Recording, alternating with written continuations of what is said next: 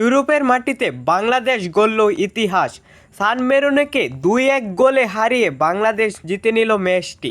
বাংলাদেশ জিতলেও বাংলাদেশ কিন্তু এতটাও ভালো খেলেনি। সান মেরিনো 211 নম্বর র্যাঙ্কিংয়ে অবস্থিত। 11তম দেশ হয়েও যেভাবে সান মেরিনো খেলেছেন তা অত্যন্ত প্রশংসনীয়। কিন্তু বাংলাদেশ সান মেরিনোর থেকে অনেক অভিজ্ঞতার দিক থেকে এগিয়ে বাংলাদেশ। ম্যাচ জিতলেও দর্শকরা তেমন খুশি নন, কারণ বাংলাদেশ তুলনামূলক খারাপই খেলেছে বটে। যাই হোক, বাংলাদেশ তো ম্যাচ জিতেছে, ম্যাচটি তো হারে নাই।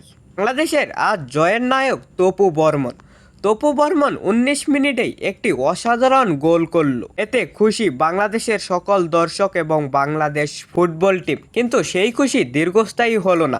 31 মিনিটেই বাংলাদেশ একটি বাজেভাবে গোল হজম করে নিল। তো সহজভাবে যে গোল হজম করবে তা ভাবতেও পারেনি কেউ। দোষটা ছিল মূলত মিতুল মার্মার বলটি ধরার মতো ছিল, কিন্তু বলটি ধরতে পারে নাই।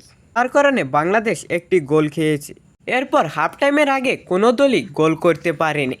হাফ টাইমের পরে বাংলাদেশের খেলা প্রায় শেষ।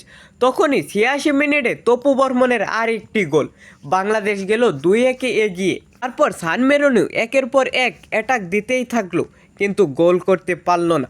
ফলে বাংলাদেশের জয় এবং ইতিহাস গড়ে ফেলল বাংলাদেশ। আপনাদের কাছে বাংলাদেশের খেলা কেমন হয়েছে তা কমেন্টে মতামত জানাবেন এবং খেলাধুলার সকল ধরনের আপডেট পেতে আমাদের চ্যানেলটি সাবস্ক্রাইব করে রাখুন।